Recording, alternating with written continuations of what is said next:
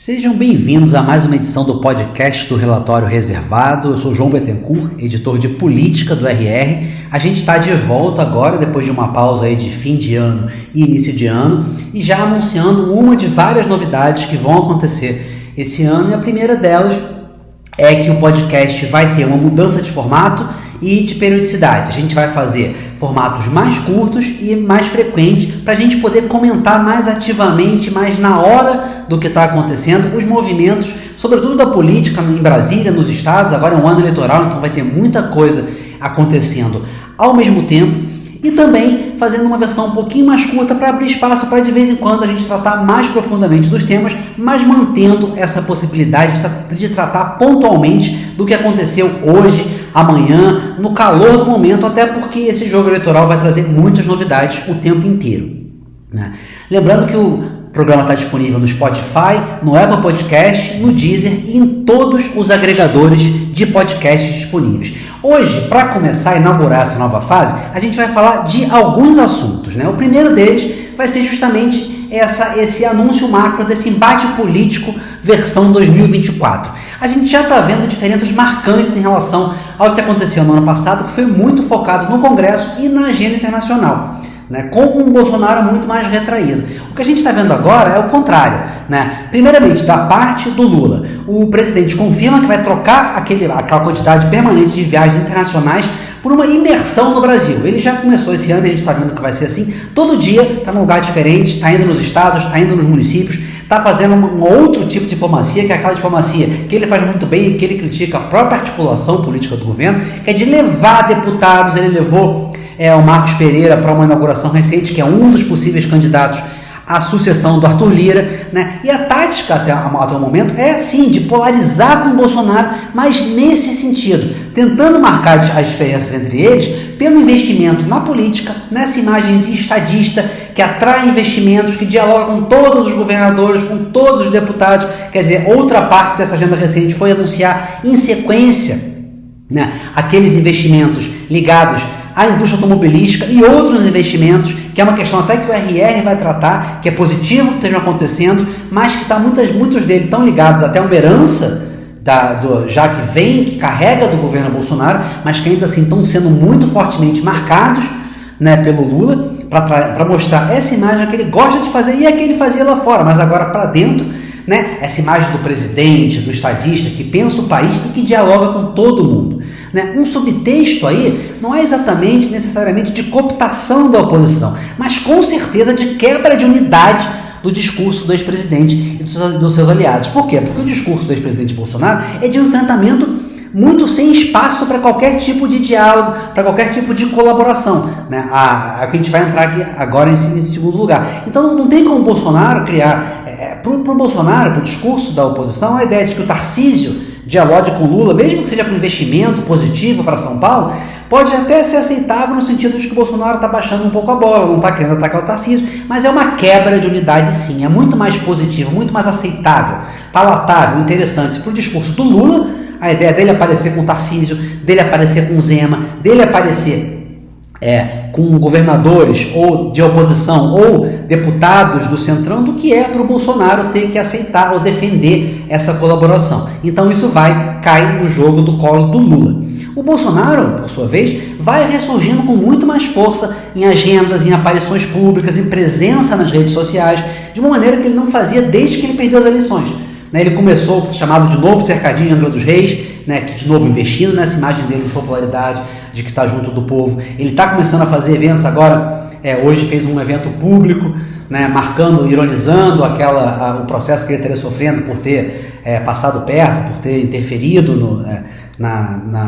no espaço de uma Baleia Jubarte, né, que é contra a lei, mas aí a polêmica se fez, não fez, enfim. Mas ele usando essa acusação, quer dizer, usando justamente esse enfrentamento, que é uma temática na qual ele anda muito bem, para reunir forças, para aparecer na rua de novo, coisa que ele não fazia há muito tempo. Ele tem voltado também, fez já, logo antes da operação da PF, Também na casa de Angra dos Reis, que ele apreendeu uma série de materiais do Carlos Bolsonaro, né? Ele fez uma grande live com todos os filhos nas redes sociais. Então o ex-presidente vem ressurgindo e buscando aumentar a presença dele. Agora, como eu estava falando, a aposta do ex-presidente Bolsonaro é na desqualificação aberta e total do governo, batendo em áreas nas quais ele é forte, como a ideia de segurança, a ideia de corrupção, por um lado, e outro nessa imagem reiterada de que ele é um homem do povo, que ele é um homem de hábitos simples e com alta aceitação popular. Quer dizer, ele senta numa mesa, ele abre as portas da casa dele e vem um monte de gente, ele sai na rua e reúne gente, e ele reúne. E nesse contexto ele quer criar uma posição de que o Lula, pelo contrário, não pode sair na rua, de que o Lula é um cara encastelado em Brasília, ligado a uma casta política de esquerda. Isso se associa diretamente à imagem de corrupção, quer dizer que o Lula não é um cara que está preocupado com o povo, ele está preocupado com as negociatas. Então ele renova a ideia de antipolítica, só que dessa vez associando não só a esquerda, mas o próprio Lula, apesar das origens, né, tradicionalmente chega a ser curioso, porque o Lula sempre usou essa imagem, de ser um cara popular, mas o Bolsonaro, no fundo, tem mais, hoje em dia, não o peso da imagem. O Lula tem essa imagem popular muito forte, mas o Bolsonaro é aquele cara que faz um tipo de ação, a camisa que ele usa, ele sentar na mesa com um monte de gente, a naturalidade, né, a espontaneidade, a imagem pelo menos de espontaneidade que ele cria é maior do que a do Lula, que justamente até porque o Lula investe no contrário, na imagem de eventos, na imagem do estadista, na imagem do presidente, mesmo que popular, mesmo que converse com todo mundo. O Lula é muito mais a ideia de que ele se preocupa com o povo do que a ideia de que ele tem hábito, que ele está andando ali, vai tomar um refrigerante no boteco. E Bolsonaro investe justamente nisso e usa isso para se contrapor ao Lula e gerar a ideia de que o Lula não é popular. E ele traz um subtexto muito óbvio nisso, embora mais bem adaptado à necessidade dele, à vontade dele de não bater tão abertamente de frente com o STF. Porque quando ele usa essa imagem de que o Lula é um cara que não pode sair na rua, de que o Lula é um presidente sem povo, como ele falou hoje, o subtexto é de que o Lula não ganhou as eleições, justamente, de que o Lula não ganhou as eleições no voto, não ganhou as eleições porque é popular, né?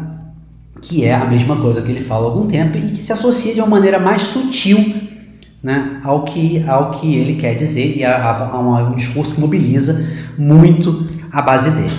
Bom, saindo desse ponto das ruas e entrando de volta para o Congresso, que também está mudando com esse momento de 2024, com essa mudança política, com esse segundo governo. A maneira com que esse processo, essa evolução, não só por ser um ano eleitoral, mas por o governo estar andando em um outro movimento, ele se reflete porque o governo possivelmente está esticando a corda de uma forma inédita, ao menos de uma maneira proposital, e não porque tem dificuldade de se articular, como aconteceu no início do mandato, que não exatamente esticou a corda, mas quase teve toda a estrutura de governo montada pelo Lula derrubada, porque não conseguiu se articular com o Lira e estava montando essa articulação, tinha chamado ministros que não entregavam voto, enfim. Mas agora não, agora é de propósito.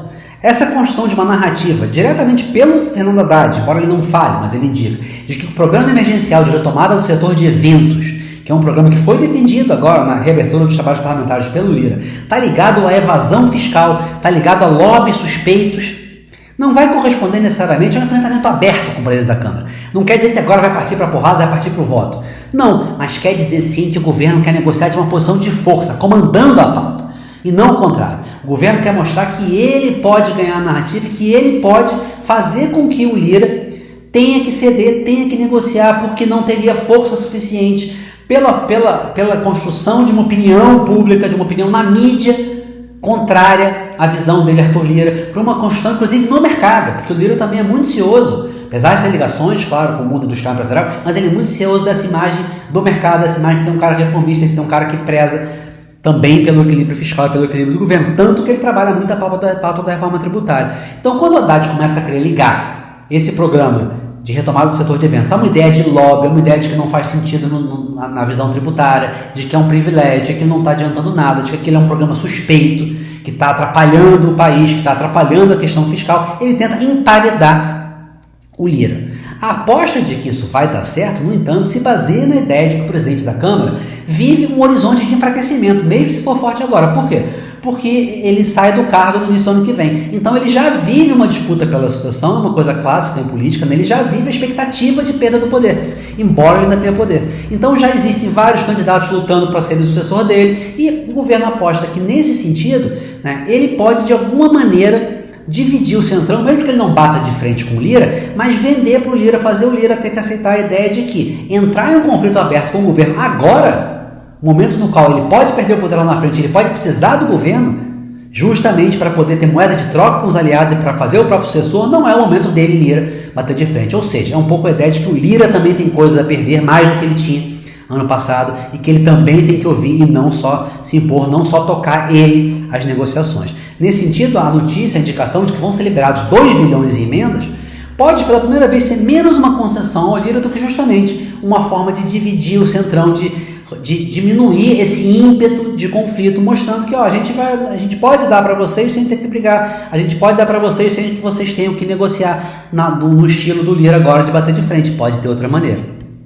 Bom, o último tema que a gente vai tratar agora, na verdade o penúltimo, né, é de que a dengue pode se tornar um tema eleitoral. É claro que o alcance e a emergência ligadas à dengue não tem nenhum paralelo com o que aconteceu no caso da epidemia da Covid. No entanto, a ministra da Saúde hoje, Anísia Trindade, vive um forte atrito com o Centrão, já sofreu críticas do próprio PT e ela enfrenta agora um clima de muita preocupação com a doença.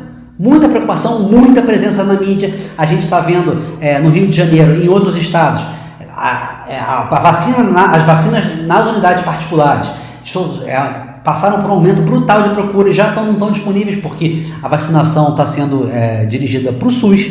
Né? Você tem até problema com um repelente, porque tem um repelente apenas que é efetivo para dengue, que tem encardina, então já há problema, já estão acabando o repelente em farmácia.